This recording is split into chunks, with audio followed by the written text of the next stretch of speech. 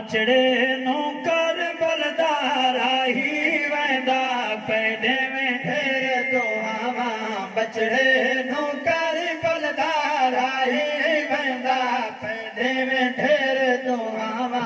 बचड़े नो कर बलदारा ही वेंदा पे मन मर्जी साथ इलाही दी मन मर्जी साथ इलाही दी वतन छोड़ेंदा पैदे में ढेर दुआवा बचड़े नो कर बलदारा है वेंदा फिर मेरे इमाम दसाया सा किते वेंदे पया ते कदा वरसों शेर सुनो साडी बांधे मुल्क तैयारी है साडी बांधे मुल्क तैयारी है पैरों दी खलकत सारी है पैरों दी खलकत सारी है रख आस खुदा दी जाते होते रख आस खुदा दी जाते होते तेरा साबिर सबर दिखेंदा पैदे में ढेर दुआवा बचड़े नो कर बलदारा है वेंदा पे तसल्ली रखे अमड़ी मैनी ते न तेरा खीर लदे सा खलकत रब दी दहदी होसी ददा बचड़ा कुसेरे पैसा और नाने दे दीन दी खातिर मैं सारा साथ मुहेसा जग इंसाफ करे सी कौशल ददा सजद जमीन झुके सा चिट्ठी कूफे मुल्क तू आई है चिट्ठी कूफे मुल्क तू आई है कासिद खबर सुनाई है कासिद खबर सुनाई है तेरे बाबे पाक दे मजहब विच तेरे बाबे पाक दे मजहब विच तब्दीलियां मूजी देदा पैदे में ढेर दुआवा बचड़े नो कर बलदारा है वेंदा पे हिक परदेदार टिकाई वेंदा हिक परदेदार टिकाई वेंदा उदी भारत नाने कुलई वेंदा देखे रब दे बाबे नो मैदाई हो अर्ज पुचा जा साईं रोजे पाक रसूल अल्लाह ते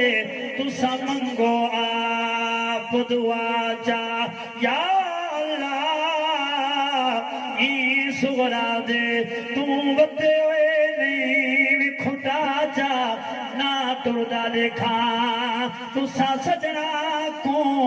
मर वन्नत आप दफना चाहे परदेदार टिकाई वेंदा हिक परदेदार टिकाई वेंदा ओदी भारत नाने कुलई वेंदा ओदी भारत नाने कुलई वेंदा थान पींदे बाल विचाई वेंदा थान पींदे बाल विचाई वेंदा तेरे पुत्र को रब अज़मैदा पे आदश मेरे लाइन ते खौली तुम यजीद दरबार वाक़िए करबला तू सजा ओ लांती दे सामने ओ लांती आया जाए इमाम असगर नु तीर मारा और हक्का लेके आ जाए आदश मेरे लाइन ते खौली तो मैं कुने इनाम ज़ियादा जेड़ा माकूमा नहीं सद सकदा मैं मारिया ओ शहजादा मैं तीर कमान ते हाथ रखिया हल गया अर्श खुदा दा मेरे तीर दिया ताए दोकाते आया हाथ आई आन दी मादा तेरे खीर कुना लज वैसा मैं तेरे खीर कुना लज वैसा मैं विच सजदे शीस कटे सा मैं विच सजदे शीस कटे सा मैं अज़ला दे कीते वादे नो अज़ला दे कीते वादे नो ज़हरा दा लाल निभैंदा पैदे में ढेर दुआवा बचड़े नो कर बलदारा ही वेंदा ईमान ते कीदा मेरी सैन दे रोदे पाक में इवें आवाज आई उसी आम बंदा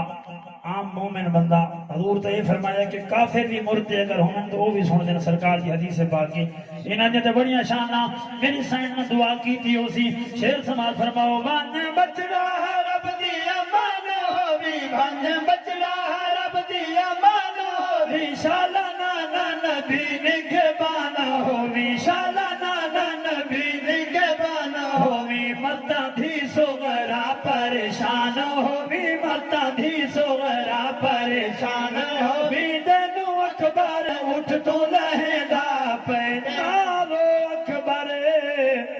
मैं लहया सा जे तेरी मनशाए आप लहाजा महमल तू ना भैन तू कुछ शर्माए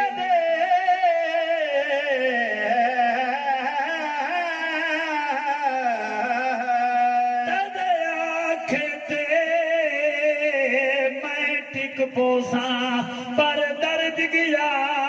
एक खाए मैं पूरे पूरे च देख रहा हर भैन दे नाल भिराए नाने दा कर्ज लहैया नाने दा कर्ज लहैया मसला दे घोट कुहैया मसला दे घोट कुहैया मालिक शान रफान सुनैया मालिक शान रफान सुनैया बादशाह